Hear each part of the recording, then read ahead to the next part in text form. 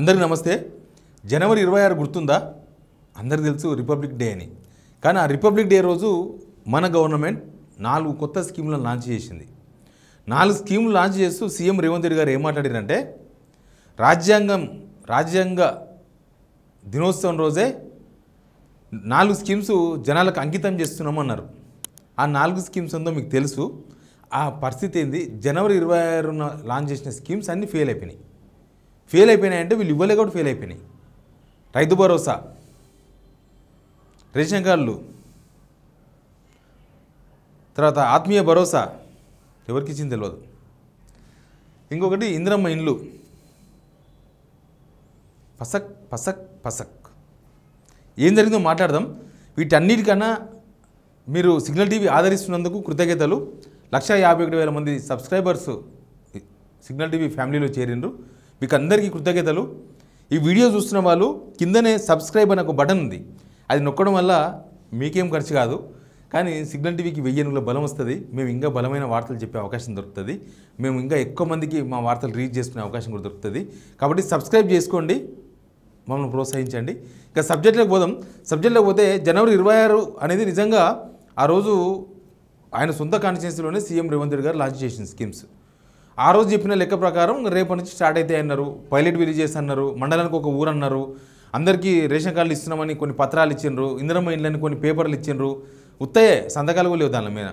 తర్వాత ఇక రైతు భరోసా వస్తుంది అన్నారు, ఆత్మీయ భరోసా ఇచ్చేసినామన్నారు. కానీ ఏంది సిచ్యువేషన్ అనేది ఒకసారి గవర్నమెంట్ తెలుసుకునే ప్రయత్నం చేస్తే చాలా విస్తుపోయే విషయాలు, అంటే ఆశ్చర్యం వ్యక్తం చేయాలి మనం. అవునా అట్లయిందా అని మనమే పరిశాన్ కావాలి, అట్లా అయిపోయింది. ఇప్పుడు రైతు భరోసా ఏమైందో మీకు తెలుసు.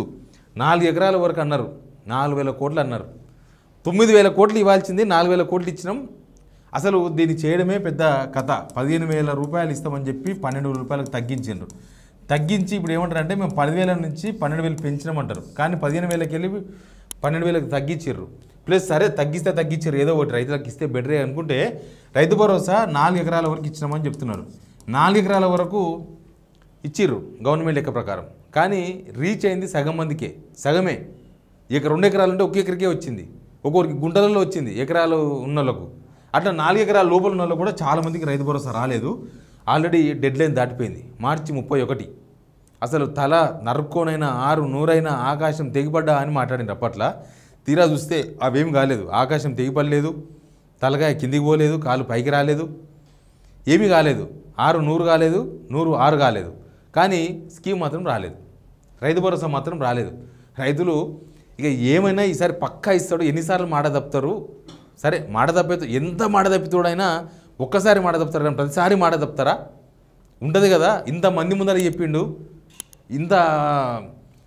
ఇన్ని వేదికల మీద చెప్పిండ్రు, పలానా మంత్రి చెప్పిండు, తుమ్మల చెప్పిండు, పొంగులేటి శ్రీనివాసరెడ్డి చెప్పిండు, ఉత్తమ్ కుమార్ రెడ్డి చెప్పిండు, ఆయన చెప్పిండు, ఈయన చెప్పిండు, బట్టి విక్రమార్క చెప్పిండు, అందరు చెప్పారు కదా అని పక్కా వస్తుంది ఈసారి. ఇంకా ఎవరు అడుగున ఆగదు. ఇంతమంది చెప్పారు అనుకుంటే లాస్ట్కి పోయి ఆగిపోయింది. అది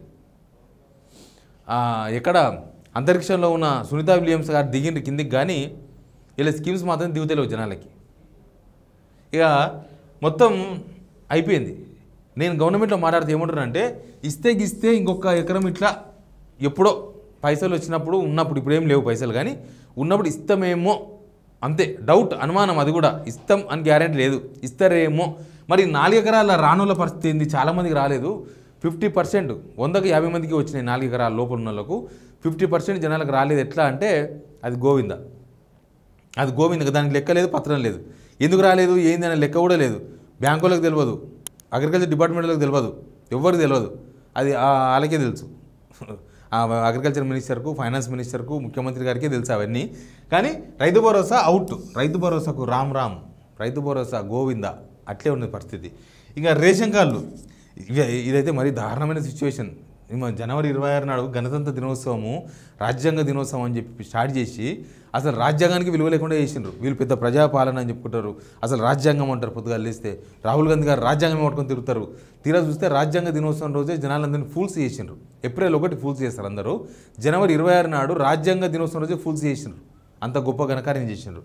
రేషన్ కార్డులు అందరికి పత్రాలు ఇచ్చారు పైలట్ విలేజ్లో, మిగతా విలేజ్లో ఏమి ఇవ్వలే. ఇచ్చి ఇది ఒకటి ఇందిరమ్మ ఇల్లు. ఈ 2 పత్రాలు ఇచ్చిండ్రు, పేపర్లు ఇచ్చారు, ఏదో ఎంఆర్ఓ పేరు మీద సంతకాలు లేకుండా.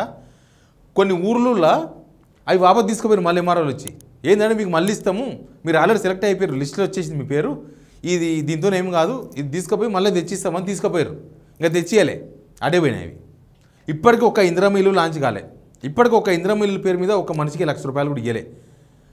వీళ్ళు మినిస్టర్లు ఎంబడి తిరిగేతులు వీళ్ళు సార్ మాకు రాలేదు సార్ అంటే, మీరు ఫస్ట్ ₹1,00,000 ఖర్చు పెట్టుకొని పునాదులు లేపుర్రి, పునాదులు లేపు నాకు ఇద్దామంటున్నట్ట. ఇంకా పునాదులు లేపనికి అప్పు చేసినాక వీళ్ళని నమ్ముకొని అప్పు చేస్తే పునాదులు చచ్చిపోవాల్సి వస్తుంది. చాలామంది పాపం ఇల్లు గులగొట్టుకొని వీళ్ళు ఇస్తారు కదా, నా పేర్లు వచ్చిన వాళ్ళు, ఆ లిస్టులో పేరున్న వాళ్ళు ఎంఆర్ఓలు లిస్టులు ఇచ్చినారు కదా, దాని పేరున్న వాళ్ళందరూ ఇల్లు గులగొట్టుకొని గుడిసెలు వేసుకొని కూర్చున్నారు. ఇస్తారేమో స్టార్ట్ చేద్దామని. తీరా చూస్తే మీరు పునాదులు వేయండి అంటున్నారు. అసలు పునాదులు వేస్తే వీళ్ళు ఇస్తారయ్యారనే అనుమానంతోన ఉన్న గుడిసెలా గట్లే మగ్గుతున్నారు జనమంతా. అట్లా ఈ 2 కూడా ఉత్త పేపర్లే. ఆ పేపర్లు వెనకకు తీసుకోవడంతోనే వీళ్ళ డొలతనం బయటపడ్డది. పేపర్లు వెనక ఎందుకు తీసుకున్నారు ఎంఆర్ఓలు వచ్చి? చాలా ఊర్లో జరిగింది. అది మీ దగ్గర ఏముందో నాకు తెలియదు, కానీ చాలా ఊర్లో జరిగింది. తర్వాత ఆత్మీయ భరోసా అని చెప్పి ₹12,000 కూలీలకు, తెలుసు కదా. అది ఎవరికి ఇచ్చిండ్రు, ఎంతమందికి ఇచ్చిండ్రు, ఎక్కడిచ్చిండ్రు, ప్రభుత్వం ఓపెన్గా చెప్తలేదంటే దానికి అర్థమైంది దీనిలో కూడా డొల్ల ఏదో ఉందని అర్థం.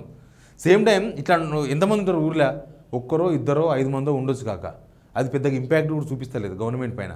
ప్లస్ అది ఎంతమందికి ఇచ్చిర్రో వచ్చిన వాళ్ళకి వచ్చినట్టు, రాని వాళ్ళకి రానట్టు. ఆత్మీయ భరోసా కూడా ఒక క్యాల్కులేటెడ్గా ఒక శాచురేషన్ మోడ్ కనిపిస్తలేదు. ఇంతమంది అర్హత, ఇంతమంది కార్డులు ఉన్నారు, ఇంతమంది అర్హత ఉంది, మేము ఇంతమందికి ఇచ్చినామని చెప్పమనండి. బడ్జెట్ సమావేశాలనే చెప్పలేకపోయారు ఎంతమందికి ఇచ్చిర్రో. ఇంకా బయటకు ఓపెన్గా ఏం మాట్లాడతారు, ఇచ్చేసినామని చెప్తారు అంతే.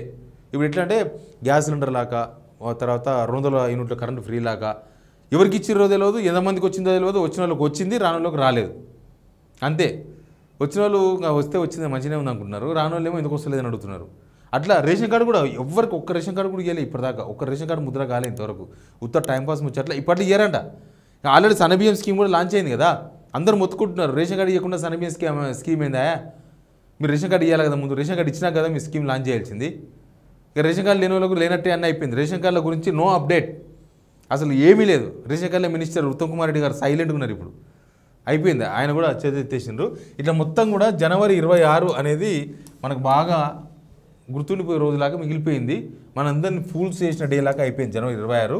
ముఖ్యంగా చాలామంది ఇంపాక్ట్ చూపించేది ఒకటి రైతు భరోసా, తర్వాత రేషన్ కార్డులు, ఇందిరమ్మ ఇల్లు. ఈ 3 ఆత్మీయ భరోసా అంటే అదేందో మీకే లెక్క తెలియదు కాబట్టి, కానీ ఈ 3 వ్యవహారాల్లో ప్రభుత్వం జనాలను ఫూల్స్ చేసినట్టుగా కనిపిస్తుంది. లేకపోతే అసలు ఈ స్కీమ్స్ గురించి ఎందుకు మాట్లాడతలేరు, అసలు లేని స్కీమ్సా ఉన్న స్కీమ్సా ఏందో తెలియదు. ఎందుకు ఇట్లా అయింది అనేది మాత్రం ఇప్పటిదాకా ఎవరు క్లారిటీగా చెప్పలేకపోతున్నారు. అయితే ఈ స్కీమ్స్ లాంచ్ కాకపోవడానికి కేవలం డబ్బులు లేకపోవడమే కారణం కాదు. ముఖ్యమంత్రికి మంత్రులకు మధ్య గ్యాప్ ఉండడం, పొసగకపోవడం, కోఆర్డినేషన్ లేకపోవడం, తర్వాత ఆ డిపార్ట్మెంట్లకు సంబంధించిన ఆఫీసర్సు ఒక స్కీమ్ లాంచ్ కావాలి, అది జనాలకు రీచ్ కావాలంటే చాలా డిపార్ట్మెంట్స్, కనీసం ఒక 8-9 డిపార్ట్మెంట్స్ దానిలో ఇన్వాల్వ్ కావాల్సి వస్తుంది. రెవెన్యూ డిపార్ట్మెంటో, లేకపోతే ఇంకేదైనా ఉంటే ఇరిగేషన్ డిపార్ట్మెంటో, లేకపోతే సివిల్ సప్లైస్ డిపార్ట్మెంటో, రకరకాల డిపార్ట్మెంట్స్ అన్నీ కూడా ఇన్వాల్వ్ కావాల్సి వస్తుంది. ఒక్కొక్క స్కీమ్కి ఒకలాగా ఉంటుంది. అయితే మినిస్టర్స్కి తర్వాత ఆ శాఖల హెచ్ఓడీలకు మధ్య కూడా పొసగలేదంట. వాళ్ళకు కూడా కమ్యూనికేషన్ గ్యాప్ ఉందంట. మొదలే చిన్న రాష్ట్రం మనది, ఉన్నదే 12 మంది మంత్రులు, ఎక్కువ మంది మంత్రులు లేరు. మరి ఎందుకు పొసుగుతలేదు, వీళ్ళు ఏమడుగుతున్నారు, వాళ్ళు ఏం చేస్తున్నారు, అసలు సీఎస్కు ముఖ్యమంత్రికి ఏమైనా పొసుగుతుందా, వాళ్ళిద్దరి మధ్య కూడా చాలా గ్యాప్ ఉందా, ఇట్లాంటి చాలా చాలా చర్చనీయాంశంగా ఉన్నాయి. బట్ ఇక్కడ స్పష్టంగా కనిపిస్తుంది ఏంటంటే, 1 నిర్లక్ష్యం, 2 అనుభవం లేకపోవడం, 3 కనీసం వాళ్ళను వీళ్ళని కలుపుకొని పోయే వ్యవస్థ లేకపోవడం, వ్యవస్థ మొత్తం పుచ్చిపోవడం. వ్యవస్థ ఇప్పుడు మొత్తం పుచ్చిపోయింది తెలంగాణలో. అన్ని డిపార్ట్మెంట్స్ నాశనం అయిపోయినాయి. ఎందుకంటే ఇక డిపార్ట్మెంట్స్కు ప్రభుత్వానికి మధ్య కోఆర్డినేషన్ లేకపోతే ఆ డిపార్ట్మెంట్స్ నీరుగారిపోతాయి. అది ఎవరు ఫెయిల్యూరా, అధికారుల ఫెయిల్యూరా, మినిస్టర్స్ ఫెయిల్యూరా, సీఎం ఫెయిల్యూరా అనేది చూసుకోవాలి. అడ్మినిస్ట్రేషన్ మీద నాకు పట్టు రాలేదా అంటే రాలేదని చెప్పాలి. వస్తే ఇవన్నీ సెటిల్డ్ అవుతాయి. ఇంకా ఇట్లా అన్ని అంశాలు ఉన్నాయి. మొత్తానికి అన్ని స్కీమ్స్ గోవింద. జనవరి 24 లాంచ్ చేసిన స్కీమ్స్ మొత్తం కూడా Govinda Govinda Govinda. Please subscribe signal TV.